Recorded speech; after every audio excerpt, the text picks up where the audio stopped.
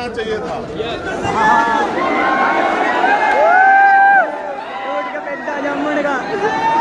टूट गया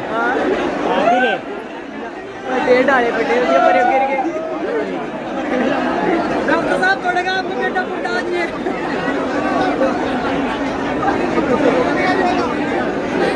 देखो किसी को चोट तो लगी, चोट नहीं लगी।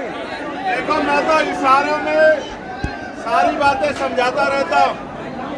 मैंने अभी इशारा करके कहा था कि उतर जाओ, टूट जाएगा, और कितनी कम समय में टूट गया। मैंने ये भी तुम्हें कहा कि जो काम बिजनौर के लोगों ने किया वो आप भी कर सकते थे। यहाँ तो हर गांव में चंद्रशेखर आजाद है, लेकिन हो सकता है आप पिछली बार किसी कारण से पीछे रह गए। लेकिन अब मैं आपको कहना चाहता हूँ, अब आप पीछे मत रहना, अब आप पीछे मत रहना। ये बहादुर लोगों, मेरी बात पे गौर करो, तुम में बहुत बल है, बहुत बल है, मगर तुम लोग क्योंकि सब चंद्रशेखर आजाद हो तो तुम्हारी नाक बहुत ऊंची है। अगर सच में समाज से प्यार करते हो, ये नालायक हो जाओ,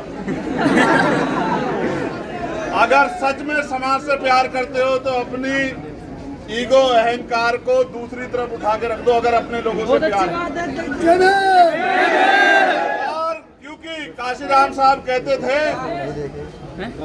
कि जो अपने समाज का दर्द समझता है वो अपने दर्द को पीछे छोड़ देता है। अगर आप अपने समाज के दर्द को दूर करना चाहते हो, दलितों के दर्द, पिछड़े वर्ग के लोगों के दर्द को, मुस्लिम समाज, जैन समाज, सिख समाज, महिलाएं, कमजोर, किसान, मजदूर, अगर उनकी तकलीफों को कम करना चाहते हो तो भाई फिर अपने ईगो को, अपने अहंकार को पीछे करो। और जिस दिन आपने कर दिया, मैं लिख कर देता हूं कि सबसे बड़ी ताकत अगर कहीं हमारी होगी तो वो जिला सहारनपुर में होगी। आपको याद है नहीं याद है 9 मई? आपके सब याद है, आपके सब याद है, आप नहीं भूले कुछ भी। बस मैं इसलिए आपको झंझोड़ रहा हूँ क्योंकि मुझे तकलीफ होती है जब मैं सहारनपुर में आता हूँ और आपको कमजोर देखता हूँ। आप तो वो हो जिन्होंने इस आंदोलन को तैयार किया। आपको तो सबसे ज्यादा ताकतवर यहाँ होना है। ऐ मेरे बहादुर साथियों, खड़े हो जाओ। यहाँ नहीं जैसे बैठे हुए खड़े हो जाएं, नहीं।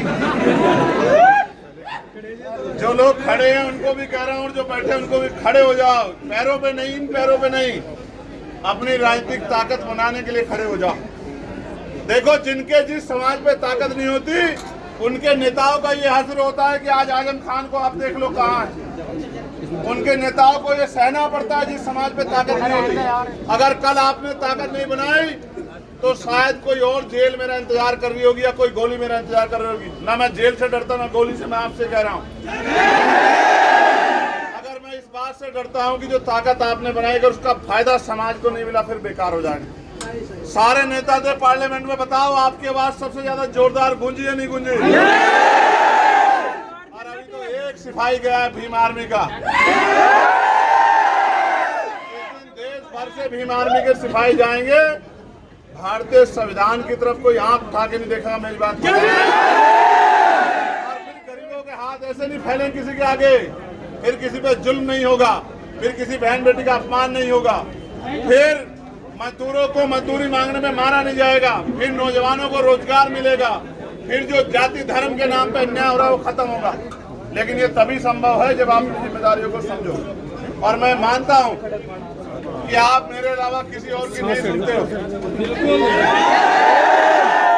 क्या तो आप प्यार से मान जाओ, वरना समझाना मुझे भी आता है।